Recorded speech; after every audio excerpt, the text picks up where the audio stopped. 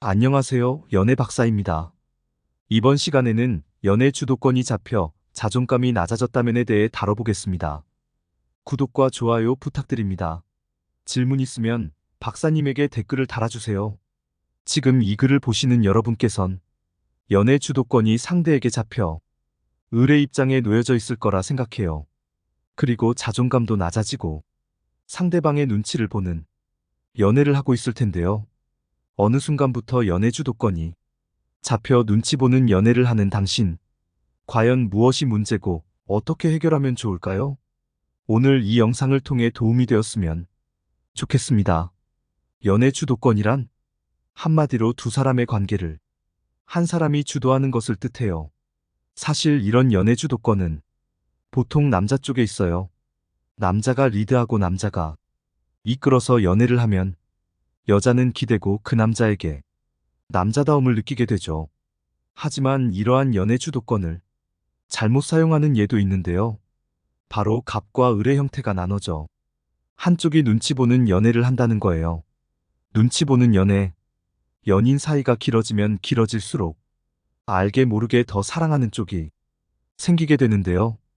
보통 이렇게 더 애정 있는 쪽이 상대를 더 좋아해서 진다는 기분을 가지게 돼요.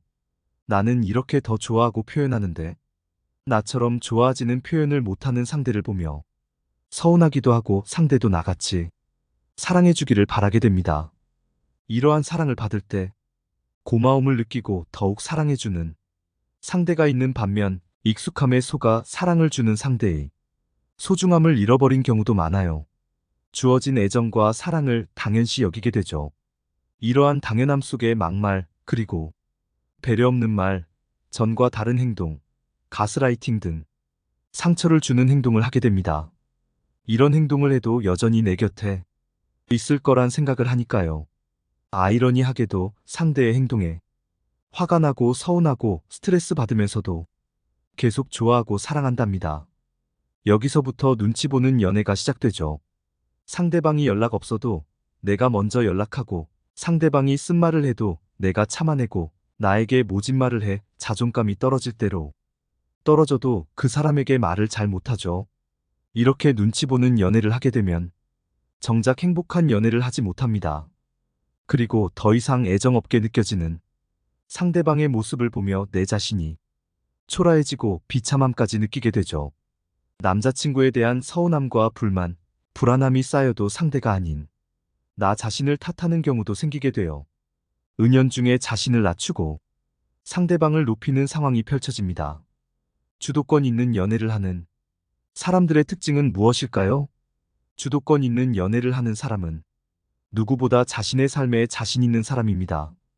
연애의 철학을 가지고 있는 사람이죠. 자신이 경험해왔던 연애 경험을 바탕으로 여유 있는 행동을 보여줘요.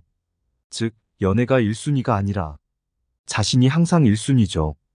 이러한 연애 주도권을 가지는 사람은 늘 자신의 삶을 먼저 챙깁니다.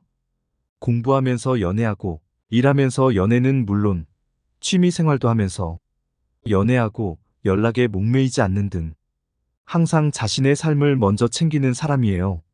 이러한 사람은 늘 편한 마음으로 연애를 하기에 상대방과 즐겁게 연애를 하게 되고 그 에너지가 상대방에게도 느껴지게 됩니다. 늘 폰을 붙들며 수시로 연락하지 않고 밀당도 자연스레되며 상대 카톡이 늦어도 조급하지 않고 스킨십도 급하게 하지 않는 등 여유 있는 모습으로 연애를 하죠. 감정에 휩쓸리지 않아 기복도 심하지 않아요. 그리고 늘 남녀 사이에 당당한 태도를 가져요.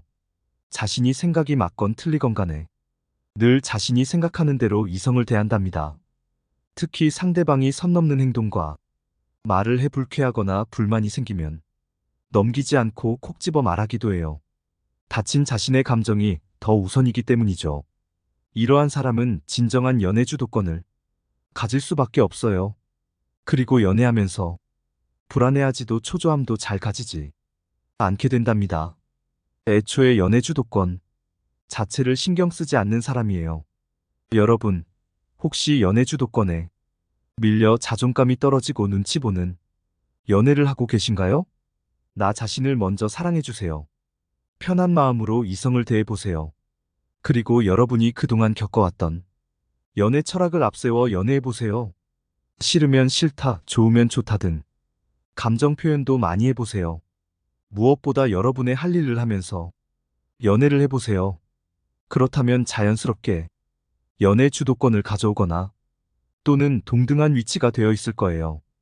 연애는 서로 가치관이 비슷하고 서로 소중히 대하는 상황이 되었을 때 비로소 행복한 연애를 할 수 있어요. 오늘 이 글을 통해 자존감도 회복하고 행복한 연애를 하는 여러분이 되길 바라겠습니다. 이상 마치겠습니다. 연애 박사였습니다. 모두 건승하시고 구독, 좋아요 부탁드립니다.